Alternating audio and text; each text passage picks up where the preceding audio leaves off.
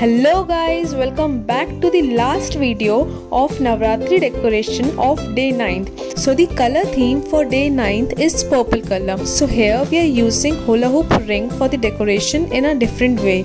So let's get started. Firstly, you need a hula hoop ring and a golden color net ribbon. Simply wrap the golden ribbon around the ring very neatly.